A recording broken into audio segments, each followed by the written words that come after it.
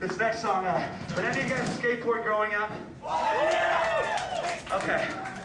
This song's called Face Plant, and it's about falling down and getting back up. It's our only positive song. It goes out to our boys in the Lost for Words, because they're a fucking hard-working band, and they're never gonna give up. They're never gonna give up. And it's fucking refreshing seeing them every night, dude. So this goes out to them. It's called Face Plant. Have fun. Let's get loose.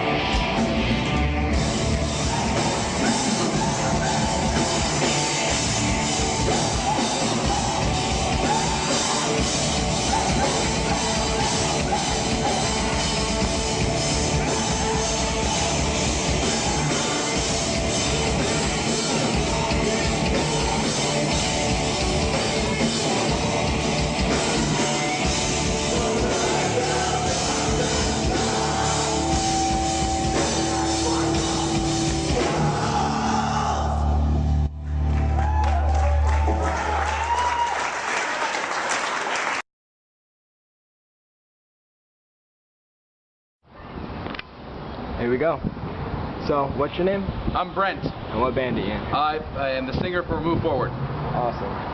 So, when did you guys start out as a band? We actually started in 2008, and we've been playing quite a bit locally since then, and completed a month-long tour this summer. Alright. You guys putting out any new music? You playing on it? We just put out an EP in June of this year, right before we left for tour. It's a self-titled EP that is available for free download. Part of the reason we play hardcore is that it has something to say, and so even though at maybe the most important time in our career as a band where we need to make money, part of the reason we do it is to have a message and have something to say. What do you have to say? And well, by and large, we are a posi-core band. We have positive things to say, I mean, in general, but I'd say the overwhelming message in Move Forward is that not just for the hardcore scene, but especially in the hardcore scene, I will say that whether you are straight edge or not straight edge, or white or black, or a boy or a girl, or a kid or an adult, you have a voice and you have something to say, and you have something positive to say, and you can affect your environment and your community around you. And maybe that not everyone feels comfortable using their voice, but you should and you can affect everything around you in a positive way to make it better for everyone.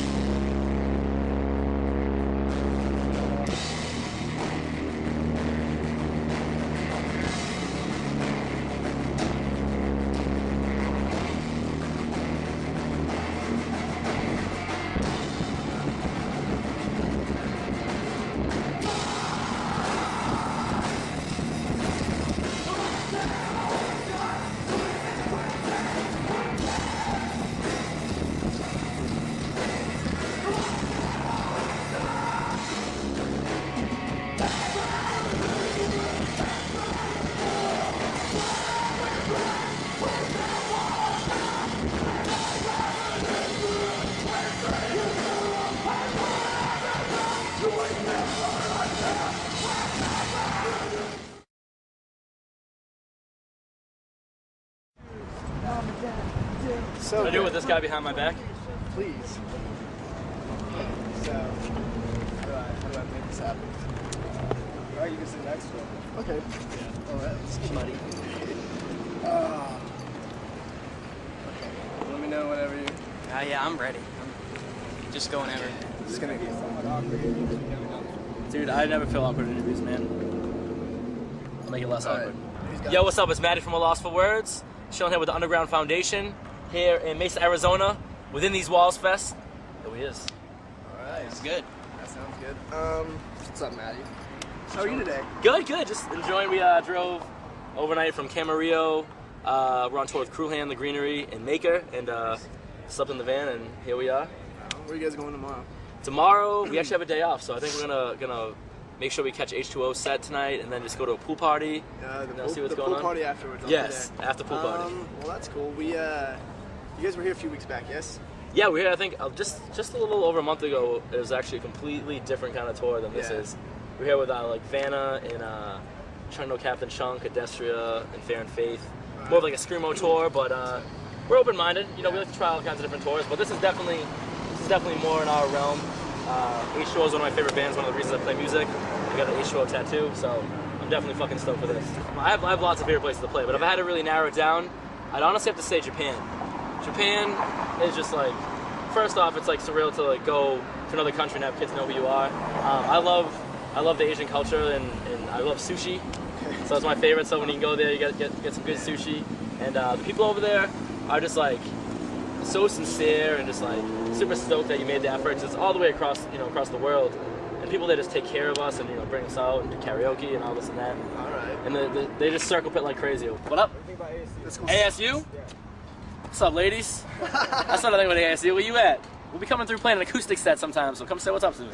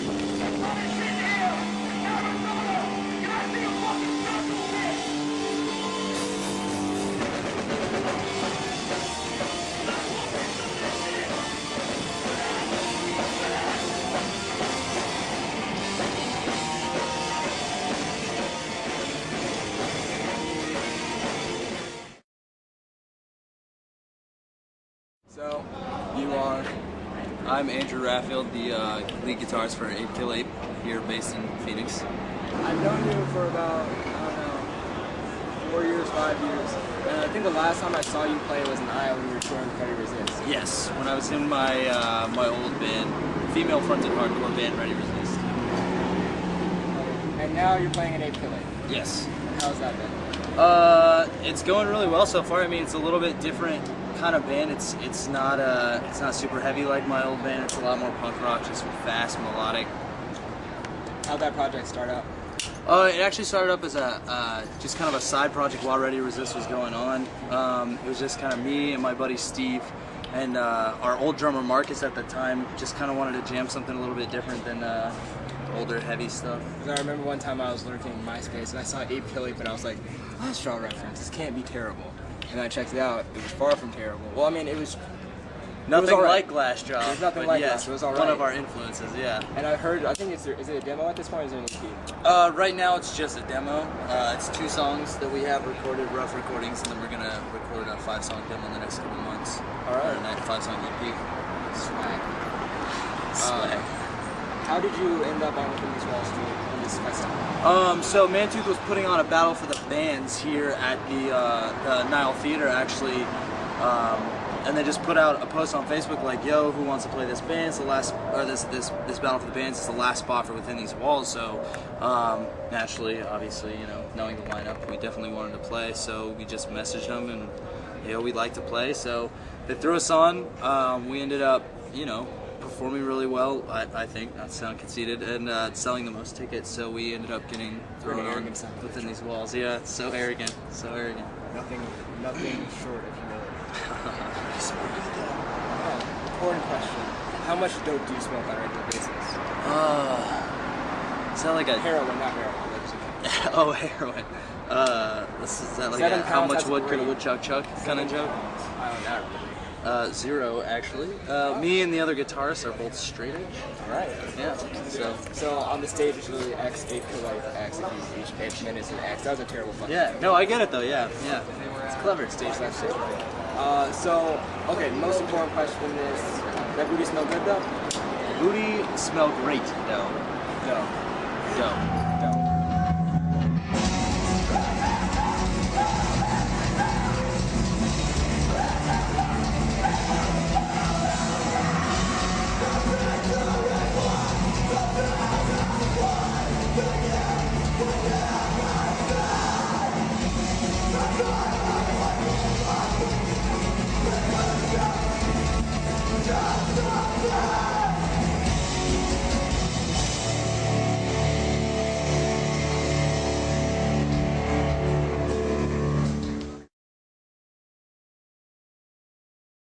I know you guys have been on tour for a while now. How has that been going for you guys? This tour's been going real good, man. It's real good. The best tour we've ever been a part of, for sure. What kind of things have you guys encountered along your way? Food every night, which is a Yeah, rarity. we finally got food every night. We're making it. Promoters have been taking care of us real well. We've been playing like some 6 shows, like a lot of kids, like big stages. Like, it's been. Who else has been on the boat with you guys? This band Cruel Hands from Portland, Maine. My homies Lost for Words. Boston, Massachusetts. And then Long Beach, California band The Greenery. Yeah. Sweet hardcore band. They're killing it right now. They're on like Prosthetic Records. Casey.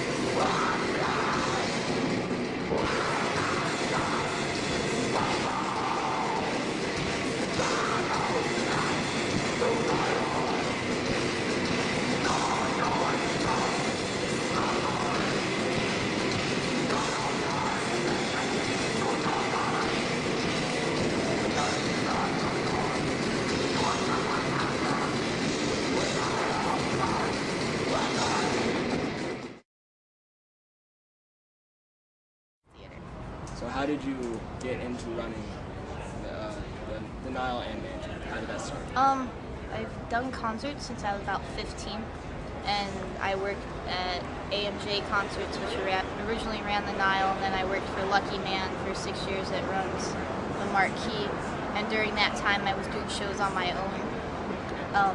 Mantooth actually started off as like a booking agency. We did a couple tours for like bands like Against All Authority, and then we just started doing more shows, and then I quit the Marquee and got a job booking casinos, which was not booking Sinbad every day is a little bit hurt your soul sometimes.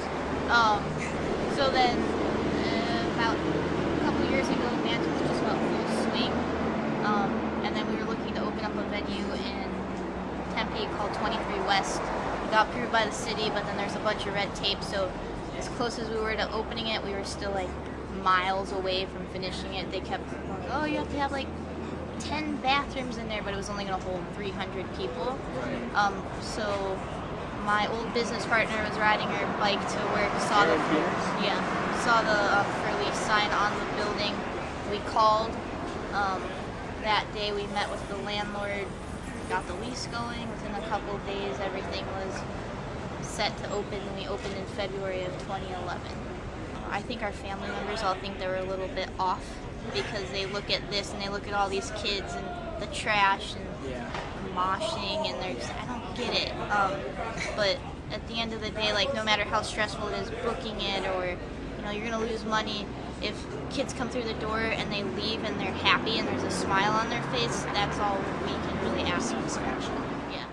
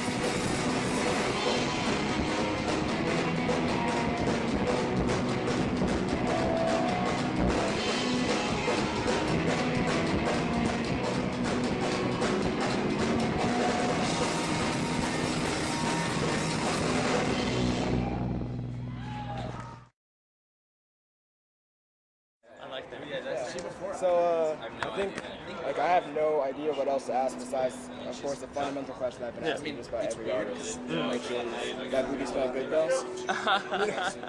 Dude, okay. Side note about all those fools. We went on tour, Trash Talk did in Australia earlier this year with Terror, and partying with those dudes is like the most fun thing ever. And coming here and like seeing Martine and motherfucking Name drop, who are those dudes, by the way? What was that? Name drop, who are those dudes? Oh, those are the dudes that was fucking booty smell good though? Guys? That's the Terror dudes. Yeah. It's funny because I see douche dudes at like ASU campus talking about booty smell good. I'm like, you really know what you're talking about, right? That's awesome. Dude, I love those guys, man. I mean, I grew up in LA, going to hardcore shows, and like, some of the first hardcore shows I ever went to were like, you know, Terror, Piece by Piece, and you know, they're still back then, like, they were super important. I was talking to Martine from Blazing Terror, who's here playing Piece by Piece today, and I was like, dude, like, I'm so glad that I got to like grow up like going to shows with you guys, and I'm not like really afraid of anything anymore, because you guys are scary, but I love you so much. But no, they're seriously fucking sick. I still get that sense. Everyone's still pretty goddamn scary to me. Dude, but like, it's because they're fucking ferocious fans, dude. They're fucking hard as fuck. But yeah, fucking sick. Probably does smell good though. Was the answer to that. All right. That was a great answer. Yeah. That was the best, most in-depth answer I've heard. There you go. Thank you. For me, I started listening to punk rock when I was like 13. You know, I kind of got into like Crass and all those bands like that, and a lot of like, you know, Spirit of 77 stuff. And when I got a little older, I started listening to like Minor Threat and stuff, and kind of got into straight edge when I was like 14. And just started listening to more hardcore, and I didn't really have a lot of friends in school, and so I kind of hung out with like the skater kids and the kids that were just like rejects, and it appealed to me at a really young age. The thing that really stood out to me then, because I used to go to like Nerf Herder shows and see a lot of punk bands. I didn't really go to a lot of hardcore shows at the Nile back then, but it was always, the basement to me was just like the dirtiest place ever. But I would get so excited to go into it, and it, you know, when the raves were going on, and we're walking out and just thinking like, fuck all these kids who were just upstairs, and it just seemed like something that they had no idea what they were missing.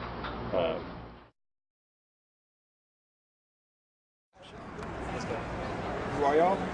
We're the beautiful ones from Mesa, Arizona. Yeah. Cool. So, how'd you guys end up at Within These Walls? I don't even know. Well, I think we just like, we're like, yo, let us play that. Can we play? They're like, all right. Well, yeah. I think we got an email or something. I don't know. Some of us like worked here, so we kind of got close with people who work here, and then heard about the fest going on. And then, yeah, I don't know. We booked a couple shows in Mantooth, and then some stuff came up, so they were a little hesitant. But we're like, we promise we'll play. We'll actually show up. So, yeah. Okay. At TUF, you guys have played two bills, like two of our bills. One was for Brian Keneally, and the other was benefit show. The other was Sour Grapes. It was Take Offense. Beautiful. Yeah. Take Offense. Yeah. You guys put that on? Yeah, that was us and Sour Grapes. Awesome. Yeah, and I was in an interview. I described you guys as how do you say? What for me makes Nickelback sound good? Like, Nickelback. And sounded fucking made it sound awesome. Nickelback's got some heavy riffs. Well, they do. Like, they do. Like, I was listening to a Nickelback song that had a fucking TUF stuff. Yeah.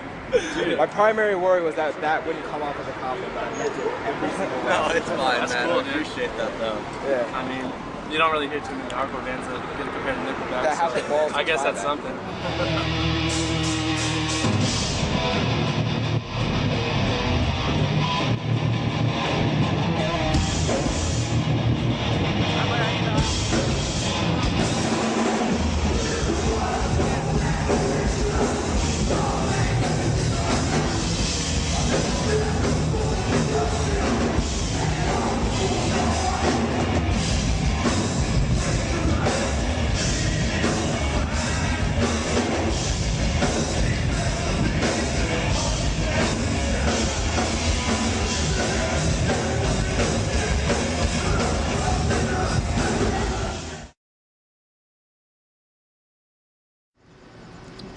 Hey, Tanner. Hey. Hey, I'm Ethan. I'm Tanner. Nice to meet you. Tanner, you're in a band called Redeemer. Yeah. Was this y'all's first like official like tour, like other than the West Coast tour, like a Midwest tour? Yeah. How'd that go? It went really well. We ended up on top, you know, not too far in debt, and we got a lot of new fans, a lot of kids liking the music, a lot of kids buying merch. So couldn't have really asked for much more. Tell me about the tour. Who you guys went on tour with? We went out with Messengers and Iron Will, two really good bands, and two spirit-filled hardcore bands. And we met up with Hardside in Kansas. We played with our boys in Kublai Khan in Texas, and just kind of everyone. It was a real fun tour. That sounds good. You said spirit-filled hardcore. What's that about? Less about religion, more about relationship. It shouldn't be about a religion, so it's more about coming back to the heart of worship and less about preaching to kids. Michelle with Mantooth got us on the show, which was awesome. I was at a show. She walked up to me, asked me if we'd like to play it, said she'd like us to play. We got put on there. That was a blessing. That was awesome. The fest is within these walls. It's pretty much like bringing everyone back together. We've got kids from Tucson and kids from Phoenix and kids from Colorado and kids from Salt Lake City and South Carolina. We got a couple kids from New York. We just got everyone in here just kind of trying to enjoy music. And about the hardcore scene, I mean, for the parts that aren't dramatic, for me, hardcore is still just a release, you know what I mean? Hardcore is an outlet to vent aggression, and then I can also spread the word, you know, like spread the message that I believe needs to be spread through that as well. So I'd say that's probably what the other guys in the band think. I don't know. I guess I just kind of feel called to do it. I mean, I feel called to make the music that we're making. I wouldn't really feel, I've tried to split away from it before, like before this band, and it just doesn't work. I have to be making the music. It's just like when I feel complete. The main thing that's inspiring to me for the most part is that a lot of bands are preaching at people. Like a lot of bands are saying, like, you know, like claiming the name of Jesus, like Jesus is on their side, but then also talking down to people, and I don't think that's right. I don't think that's how it should be. Yeah, we're just kind of trying to spread the word that there's other people going through the same struggles. This ongoing question that we're asking everyone we're interviewing. Booty smell good though? Booty smell good though? You would ask that question. Booty smell good though, Taylor Swift? Is that a yes, no, maybe so? I would say that's a yes, no, maybe so. Is how I'm gonna answer that. So yes. So you're leaning towards yes. We'll just go with yes. We'll just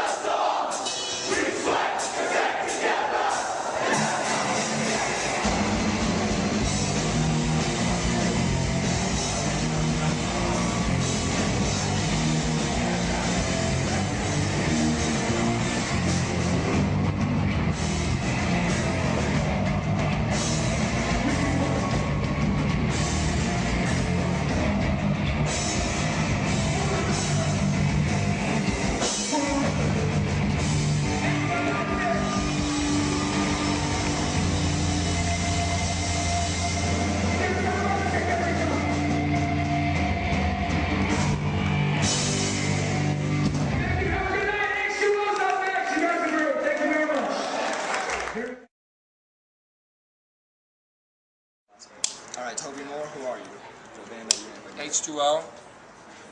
I sing. All right. And I'm here in Arizona.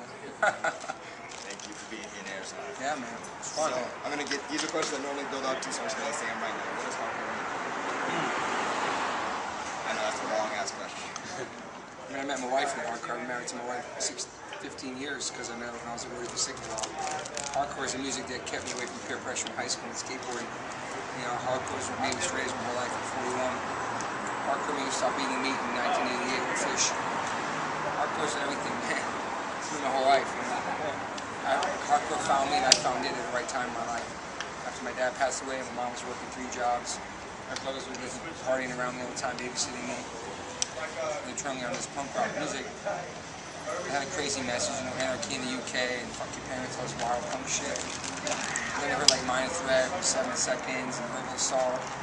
These other bands had a message that kind of spoke to me. You know, you don't have to party, you don't have to do this to be cool, just be yourself. And it stuck with me at an early age, and hardcore changed my life, man.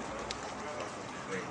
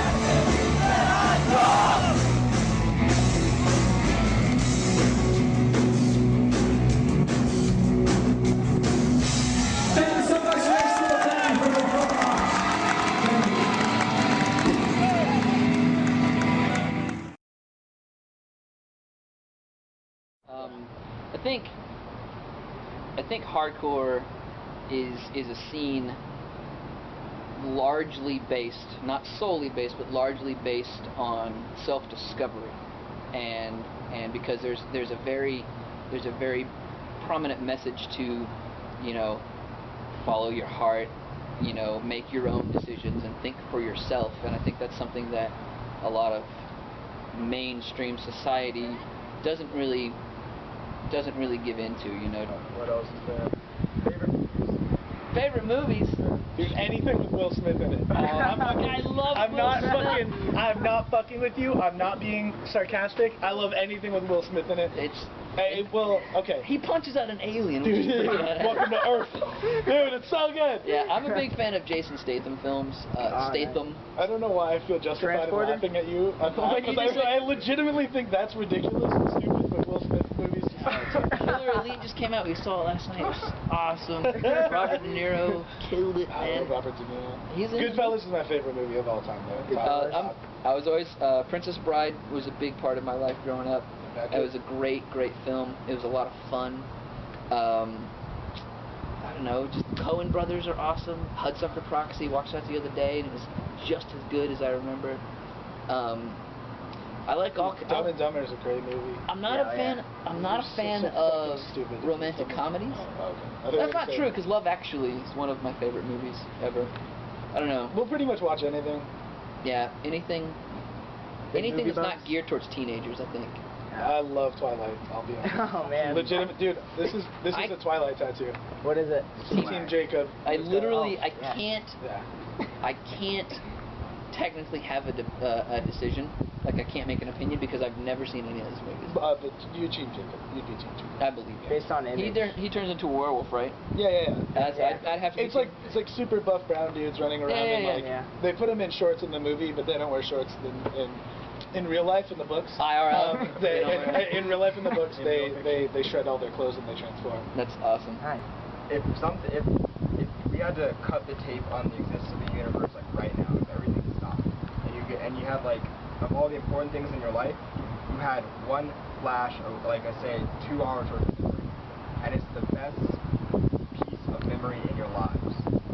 That's that 2 hour which we live that, and you go through the same motions you did before. It's the most important. That's something to that. What do you think that would be for y'all? Dude, that's a great interview question. That's a great question, but I don't want to cut it down to 2 hours, man. If you had to. Whatever time period you like, actually. Yeah. As long as it was significant. You got something, bro? I got a bunch. Yeah. I mean, I have a lot of. It's hard to. Yeah, it's hard to bring it down. Great interview question, though. You guys are about to say what it was going to be. That would be great. I don't know, I mean, as cheesy as it is, I mean, the moment I saw the woman that is now my wife in the airport terminal, and that first night I spent with her was amazing. My life changed for the best in those first couple of hours. Yeah, I mean, it's cheesy, but I can feel that. It's totally, it's absolutely legit. Like, that's. If you asked me that 2 years ago, I probably would have said the same thing, but I'm in the middle of a divorce. So I can't say that anymore.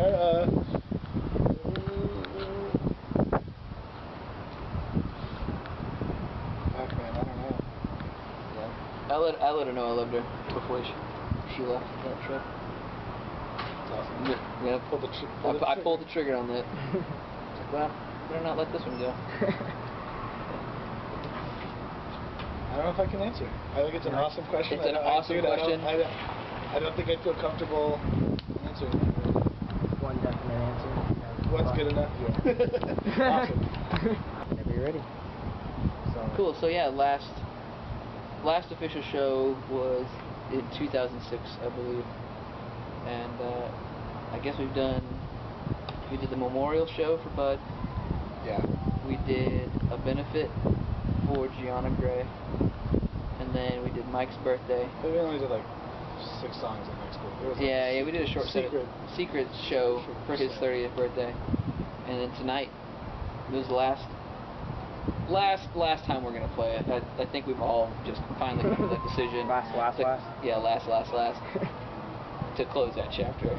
And yeah, like I said on stage, it was supposed to be a discography release, but it follows blogspot.com did us a favor and posted all our songs for download, which Thanks, John. thank you, John Husky. We appreciate that. And saved Michelle us a lot of money releasing it. A lot of headache, and it's free now, so people don't have to buy it. Hellfish is going to be carrying a T-shirt and probably stickers too. So it's like there's a nice little package for you guys. Like, thank you very much for all the support. If you want to rep us, if you want to listen to us, here's all of our stuff. So like that's something we never really had before, and now it's there, and we're really excited about it. Yeah. Why did you guys start Radio Star? Well, shit. I mean, I left a band in South Carolina, and I got here, and I was like, well, shit. I gotta do something. You know, it's like. You were working at like a screen printing place, right? I was working at a screen printing place at the time, doing some crazy technical stuff, not textiles. Anyway. But yeah, the zine I was doing with my buddy Bubba wasn't really happening anymore, and I left my band, so I had all these things to say, and met Mike, met Taylor, and Will, and we started jamming. Mike brought Kellen to the second practice, and started why? I mean, just like, why does anybody start a band? You know, you get something to say, you get something to create. You know, you wanna give back to hardcore because you know it's given us so much. And I guess, I mean, at the end of the day, there's a million reasons to start a band. You know? Yeah. You gotta have a good time, fucking, you know. You guys set a good example, though. Thanks. Yeah. Why'd you join the band? Man, I really liked Regals there. When Mike and I are really good friends, and Kellen, Mike, and I all grew up together playing in like punk bands, and they're like, oh, we're starting this new band with that new kid in town, Jason. And I was like, oh, that kid's like. Goodbye. Yeah, this is John O'Hagan. I'm Jason Anthony. We were in a band called Where It Is There.